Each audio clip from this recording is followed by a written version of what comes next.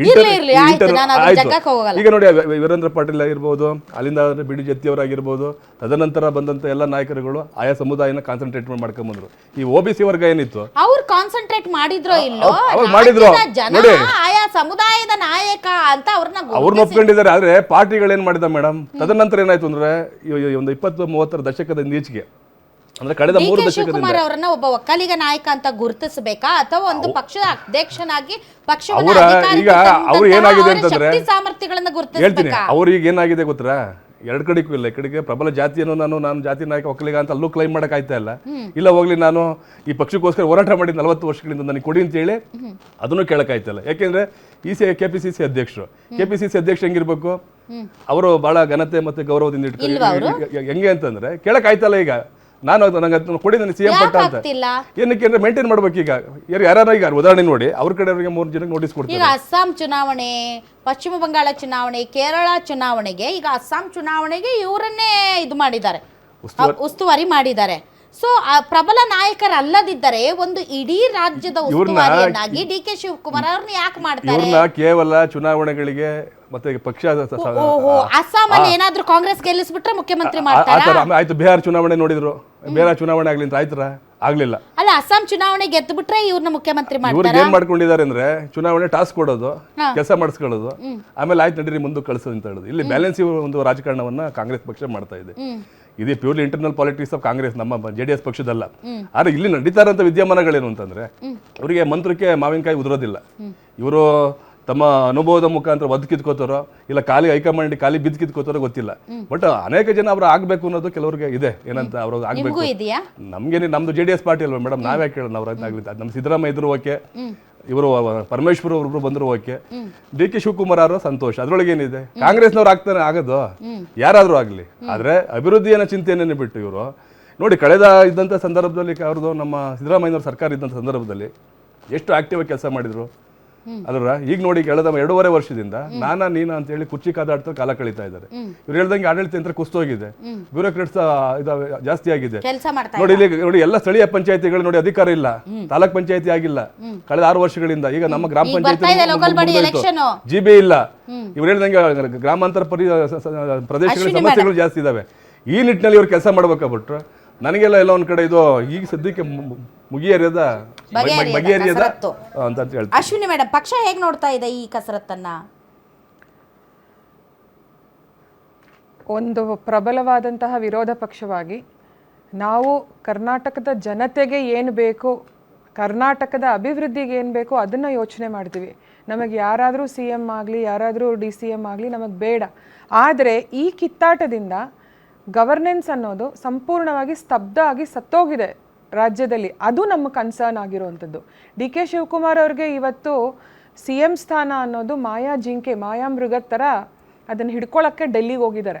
ಮಾಯಾ ಜಿಂಕೆನ, ಆಯ್ತಾ? ಅದು ಎಲ್ಲೂ ಕಣ್ಣಿಗೆ ಕಾಣಿಸ್ತಿಲ್ಲ, ದೆಹಲಿನಲ್ಲೂ ಕಾಣಿಸ್ತಿಲ್ಲ, ಕರ್ನಾಟಕದಲ್ಲೂ ಕಾಣಿಸ್ತಿಲ್ಲ. ಈ ರೀತಿ ನಡೀತಾ ಇರೋದು. ನಮ್ಮ ಸರ್ಕಾರ ಯಾವ ರೀತಿ ನಡೀತಾ ಇದೆ ಅಂತಂದ್ರೆ, ಒಬ್ಬ ಸರ್ಕಾರ ನಡೆಸೋನು ಕುರುಡ, ಒಬ್ಬ ಸರ್ಕಾರ ನಡೆಸ್ತಾ ಇರೋನು ಮೂಕ, ಇನ್ನೊಬ್ಬ ನಡೆಸ್ತಾ ಇರೋನು ಕಿವುಡ.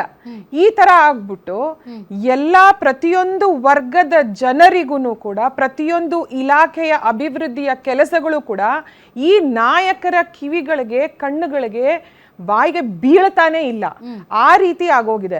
ನಾವು ಪ್ರತಿಯೊಂದನ್ನು ನೋಡ್ತಾ ಬರ್ತೀವಿ 3 ವರ್ಷದಿಂದ. ಪ್ರೈಸ್ ಹೈಕ್ ಮಾಡಿರೋದನ್ನ DK ಶಿವಕುಮಾರ್ ಅವ್ರು ತಡೆದಿಲ್ವಾ? ಯಾವಾಗ ತಡೆದ್ರು? ನಾವೆಲ್ಲಾ ಮಾತಾಡಿ ಕೇಂದ್ರ ಸರ್ಕಾರ ಅದಕ್ಕೆ ಒಂದು ಟೆಂಪರರಿ ರಿಲೀಫ್ ಕೊಟ್ಟು ಈಗ ಮಾಡಲ್ಲ, ಇವತ್ತು ನಾವು ಅದನ್ನ ಹೇಳಿದೀವಿ, ಸೂಚನೆಗಳು ಕೊಟ್ಟಿದೀವಿ ಅಂದ ಮೇಲೆ DK ಶಿವಕುಮಾರ್ ಬಂದು ತುಂಬಾ ದಪ್ಪ ಇದ್ದೀರಾ, ಅದರಲ್ಲೂ ಯಾವುದೇ ಸೈಡ್ ಎಫೆಕ್ಟ್ ಇಂದ ಸಣ್ಣ ಆಗ್ಬೇಕಾ?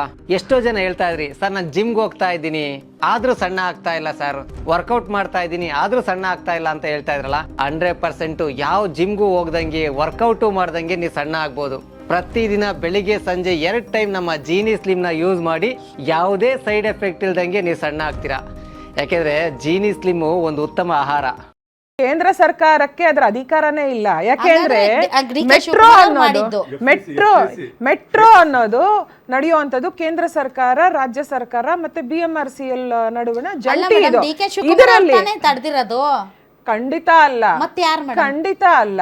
ಮತ್ತೆ ಯಾರು ಮೇಡಮ್? ಇದನ್ನ ತಡೆದಿರೋವಂಥದ್ದು ಕೇಂದ್ರ ಸರ್ಕಾರ ತನಗೆ ಎಷ್ಟು ಪವರ್ಸ್ ಇದೆ ಅದನ್ನ ಸ್ಟಾಪ್ ಮಾಡಿಸ್ಲಿಕ್ಕೆ ಅಲ್ಲಿವರೆಗೂ ಅದನ್ನ ತಗೊಂಡ್ಬಂದಿರೋವಂಥದ್ದು ಥ್ರೂ ದ ಕಮಿಟಿ. ಸ್ಟಾಪ್ ಮಾಡಿಸೋದಕ್ಕೆ ಕೇಂದ್ರ ಸರ್ಕಾರಕ್ಕೆ ಪವರ್ ಇದೆ, ಆದರೆ ದರ ನಿಗದಿ ಮಾಡಕ್ಕೆ ಅದಿಲ್ಲ. ಅದು ಇಲ್ಲ, ಖಂಡಿತ ಅದಿಲ್ಲ. ಕರೆಕ್ಟ್, ಅದು ಮಾಡಕ್ ಶಕ್ತಿ ಇಲ್ಲ ಅಂದ್ರೆ ಇದು ಮಾಡಕ್ ಶಕ್ತಿ ಇರಲ್ಲ. ಯಾಕೆಂದ್ರೆ ಆ ತರ ನಮ್ಗೆ ಇತ್ತು ಅಂದ್ರೆ ಆ ತರ ನಮ್ಗೆ ಬಟ್ ಡೆಫಿನೆಟ್ಲಿ ಬಜೆಟ್ ಎದುರು ನೋಡ್ತಾ ಇದೆ ಇಡೀ ರಾಜ್ಯ.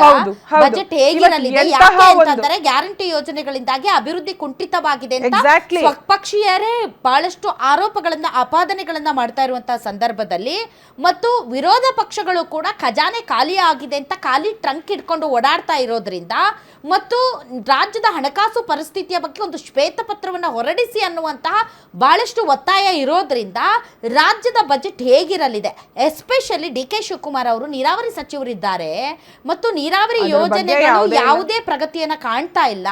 ಮೇಕೆದಾಟು ವಿಚಾರ ಆಗಿರ್ಬೋದು, ದೇವೇಗೌಡರು ಕೂಡ ಸಂಸತ್ನಲ್ಲಿ ಕುಡಿಯುವ ನೀರಿನ ವಿಚಾರವನ್ನ ರಾಜ್ಯದ ಎಲ್ಲಾ ಮೂಲೆಗಳ ಅಲ್ಲಿರುವ ಪರಿಸ್ಥಿತಿಯ ಬಗ್ಗೆ ಅಲ್ಲಿ ಮಾತಾಡಿದ್ದಾರೆ. ಇಂತಹ ಸಂದರ್ಭದಲ್ಲಿ ಹೇಗಿರಲಿದೆ, ಏನಿರಲಿದೆ ಅನ್ನುವಂತಹ ನಿರೀಕ್ಷೆಯಲ್ಲಿ ಜನ ಇರುವಾಗ ನಾನು ಅಸ್ಸಾಂ ಚುನಾವಣೆಗೆ ನಾನು ಹೋಗ್ತೀನಿ, ನಾನು ಅಲ್ಲಿ ಹೋಗಿ ಮಾತಾಡಕ್ ಹೋಗ್ತಾ ಇದ್ದೀನಿ ಅನ್ನೋದು is it a right time?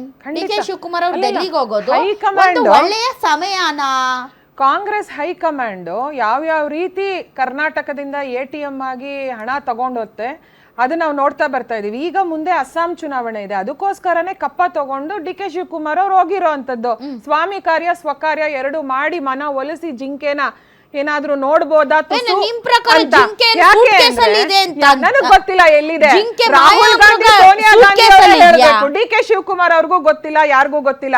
24 ನಿಮ್ಮ ಒಂದು ವಾದದಲ್ಲಿ ನನಗೆ ಅರ್ಥ ಆಗಿರೋದು ಮಾಯಾಮೃಗ ಇರಬಹುದು, ಆ ಮಾಯಾಮೃಗ ಸೂಟ್ ಕೇಸ್ ಓಪನ್ ಮಾಡ್ತಾ ಇದ್ದ ಹಾಗೇನೆ ಹೊರಗಡೆ ಬರಬಹುದು, ಆವಾಗ ಡಿ.ಕೆ. ಶಿವಕುಮಾರ್ ಅವರು ಲಬಕ್ ಅಂತ ಅದನ್ನ ಹಿಡ್ಕೋಬಹುದು. ಅಬ್ರಾಕ ಡಬ್ರಾ ಏನಾದ್ರೂ ಇದೆಯಾ ಗೊತ್ತಿಲ್ಲ ನನಗೆ, ತಾಂಡೋಗಿದ್ದಾರೆ ಅಂತ ಕಪ್ಪ. ಅದನ್ನೇ ಹಂಗ ನಾನು ಹೇಳ್ತಿರೋದು. ಆಮೇಲೆ ಈಗ 24,000 ಕೋಟಿ SCP TSP ದಲಿತ ಹಿಂದುಳಿದ ವರ್ಗಗಳ ಮಕ್ಕಳ ದುಡ್ಡು, ಅದು ಅವ್ರಿಗೆ ಸೇರ್ಬೇಕಾಗಿರೋದು.